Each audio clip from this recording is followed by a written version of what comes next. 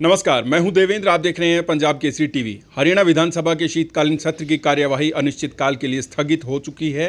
4 दिन सत्र की कार्यवाही चली है। इस 4 दिन की कार्यवाही में क्या कुछ रहा है, इसी को लेकर बात करेंगे। हरियाणा के बिजली जेल मंत्री रणजीत सिंह चौटाला मेरे साथ हैं।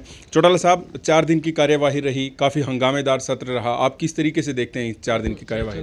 हमेशा ही हंगामेदार होते हैं, चाहे हरियाणा का हो चाहे पंजाब का हो। जी, वो तो मान के चलते हैं कि ये होगा, और अपोजिशन वाले भी ये करने आते हैं कि अब कि हम डिले ना रहें। वो भी पूरी तैयारी से आते हैं कि हमने हंगामा करना ही करना है। जो आदमी सोच के आए कि हमने हंगामा करना है तो उसका आप हम क्या इलाज कर सकते हैं। जी, देखिए, कार्रवाई तो सारी होनी थी क्योंकि मेजोरिटी है। मेजोरिटी के हिसाब से सब जितने बिल थे सब पास हुए, पर शोर मचाना उनका काम है। चाहे अब हाउस में शाम को 5 मेंबर है तो 5 भी उस मामले पे करते रहे। जी, हालांकि हमारे पूरे चीफ मिनिस्टर साहब, बाकी जितने मिनिस्टर्स हैं, सब अपने अपने डिपार्टमेंट में पूरे कॉम्पिटेंसी से सब मामलों का रिप्लाई करा। समझते भी हैं वो कि हम ठीक कह रहे हैं, पर उन्हें अपनी मजबूरियां हैं उनकी, उन्हें लोगों में अपना फेस रखना है, इस करके अपोजिशन का दिखाते हैं। मैं देख रहा था किरण चौधरी तो सुबह से लेकर शाम तक सबका टाइम लेती है। इवन हुड्डा साहब भी बोलते हैं तो भी बीच में बोलती हैं।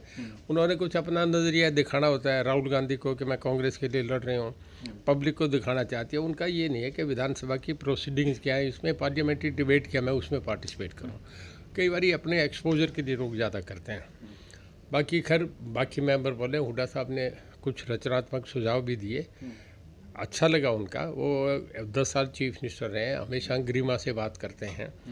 उनका और सीएम साहब का भी आपस में बातचीत हुई, पर उसमें आनंद आ रहा था, ठीक बातें हो रही थी, क्योंकि शेरो शायरी चल रही थी अब की बार। चल रही थी। हाउस को बड़ा ग्लैमर रखा, बड़ा जिंदा रखा उन्होंने। अच्छा रहा।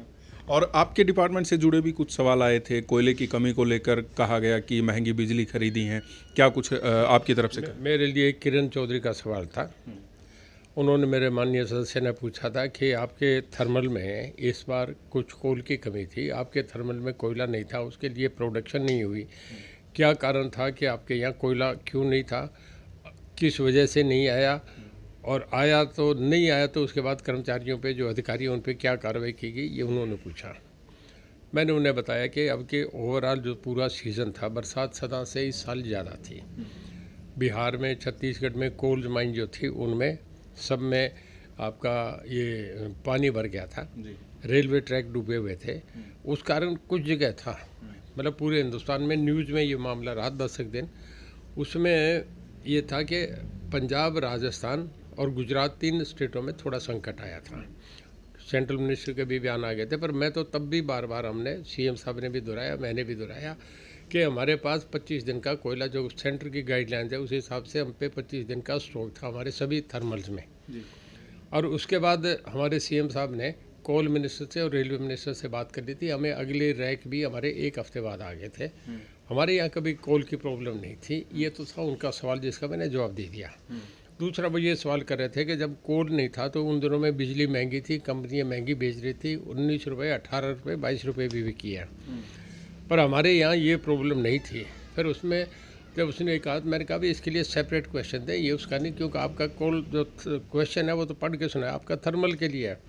उस पर सीएम साहब ने कहा कि हमें लोगों को बचाना होता है, गर्मी से बचाने के लिए। पंजाब में तो कट लगे थे, 2 दिन इंडस्ट्री भी बंद थी। पंजाब में ऑफिस के टाइम भी 3-3 घंटे कम कर दिए गए थे पावर शॉर्टेज की वजह से, पर हमारे यहाँ कभी नहीं, कभी सड़क पे कोई हल्ला नहीं हुआ था। अब सीएम साहब ने कहा कि जब लोगों का, हमें ये नहीं देखना होता महंगी मिल रही है सस्ती मिलनी है, लोगों को बिजली से निजात देना होता है, तो फिर हमें देना है। तो हमने चार्जेस हमारे वही रहते हैं, जो एक स्टैंडर्ड रेट जो हमारा है वो, हम महंगी खरीदें सस्ती खरीदें, जिस सरकार का है हमारे हेड पे है, उसमें लोगों से कोई चार्ज वही हुए हैं जो होने थे।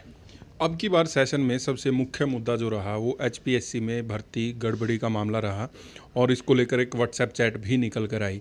सरकार का जो अब तक का रवैया रहा है इस मुद्दे को लेकर और विपक्ष के आरोपों पर, आप किस तरीके से देखते हैं इसे? इस पर खासा डिबेट हुई, बड़ा लंबा चौड़ा, उस तरफ से भी सरकार की तरफ से भी।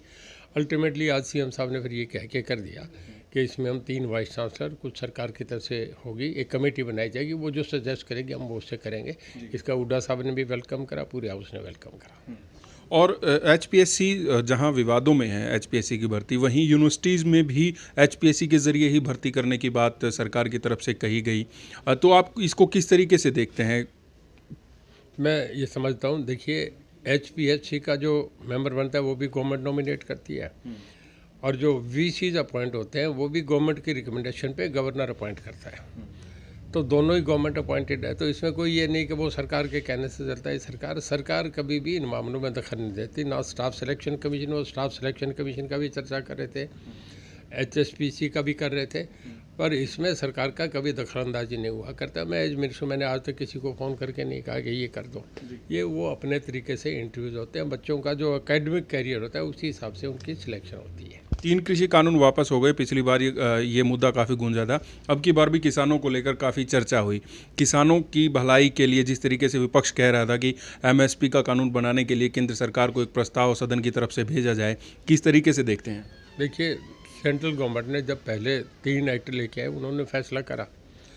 उसके बाद एक कॉन्स्टिट्यूशनल है कि आपका, मैं पॉलिटिकल साइंस का स्टूडेंट रहा हूँ, union list, state list, concurrent list है। यूनियन लिस्ट का सब्जेक्ट उन्हीं का होता है। जो कॉन्करेंट लिस्ट होती है उसमें उनका भी होता है, फिर 2/3 करके स्टेटों से अप्रूव कराना होता है, और स्टेट लिस्ट हमारा अपना सब्जेक्ट रहता है, तो उसमें विधानसभा से भी अप्रूव कराया। पर जब एक्ट सेंट्रल गवर्नमेंट ने विड्रा कर लिए, जब राष्ट्रपति की मोहर लग गई, गवर्नमेंट ऑफ इंडिया की सेंट्रल गवर्नमेंट ने, कैबिनेट ने ये विड्रा कर लिया, तब इसका कोई औचित्य नहीं रहता, या डिबेट हो या नहीं हो। दिल्ली से कानून आया, दिल्ली ने वापस ले लिया, तो ख़त्म हो गया था इशू। चलिए, बहुत बहुत शुक्रिया। हरियाणा के बिजली एवं जेल मंत्री रणजीत सिंह चौटाला मेरे साथ थे और हरियाणा विधानसभा के शीतकालीन सत्र की 4 दिन की कार्यवाही पर उनके साथ बात की। मैं हूं देवेंद्र, देख रही है पंजाब केसरी टीवी। नमस्कार।